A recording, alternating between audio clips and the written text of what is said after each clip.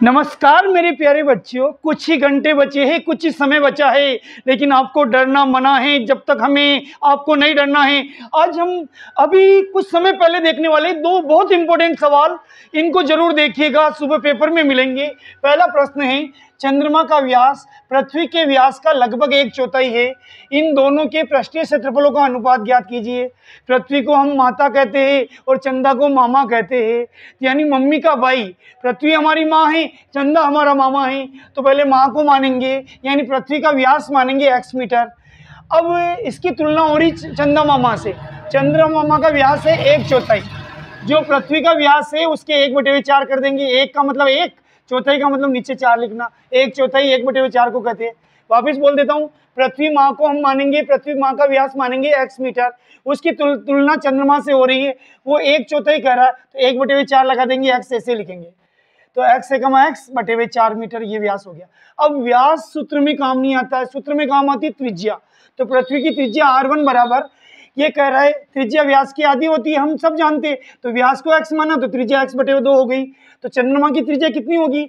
जो भी चंद्रमा का व्यास है उसका आधा भाग हो जाएगा। चंद्रमा का व्यास है x/4, आधा मतलब आधा से गुणा करना। x x 4 दूनी 8। अब हमें पूछ रहा है दोनों के पृष्ठीय क्षेत्रफलों का अनुपात। पहले चंदा मामा ऊपर, पृथ्वी माता नीचे। चंद्रमा का पृष्ठीय क्षेत्रफल बटे हुए पृथ्वी का पृष्ठीय क्षेत्रफल, सूत्र होता है 4πr²। लेकिन दो है, चंद्रमा का हमने r2 माना, तो 4πr² बटे हुए 4πr1²। 4 से 4 कट गया, पाई से पाई कट गया, यहाँ से बचा r2, यहाँ से बचा r1, स्क्वायर दोनों में कॉमन। r2 का मान है x/8, देख लीजिए साहब, r2 का मान x/8 और r1 का मान कितना है x/2। अब क्या करेंगे, x/8 को तो ऐसे लिखेंगे, नीचे की भिन्न ऊपर जाएगी। ये नीचे की संख्या है बेटा, ये ऊपर जाती तो उल्टी हो जाती। उल्टी मतलब संख्या पलट जाती है। x/2 हो जाएगा 2/x। अब इनको काटो, 2 एकम 2, 2 चौक 8, x से x कट गया। तो बताओ क्या बचा? ऊपर तो बचा 1, नीचे बचा 4। ये स्क्वायर, 1 का स्क्वायर 1 और 4 का स्क्वायर 16। 1/16 कहो या 1:16 कहो, ये आपके आंसर। बहुत अच्छा सवाल है, कृपया जरूर दोहराए, हम रिपीट नहीं कर रहे क्योंकि समय कम बचा है। अगला प्रश्न वेरी इंपॉर्टेंट, पिछले साल भी आया है, बहुत शानदार प्रश्न। 10 सेमी त्रिज्या वाले एक अर्धगोले का संपूर्ण पृष्ठीय क्षेत्रफल ज्ञात करो। मैं फिर से बोल देता हूं, 10 सेमी त्रिज्या वाले एक अर्धगोले का संपूर्ण पृष्ठीय क्षेत्रफल ज्ञात करो। और पाई का मान इसमें 22/7 नहीं लिखना है। सवाल वाला कह रहा 22/7 लोगे तो फंस जाओगे, पाई का मान 3.14 लिखना है।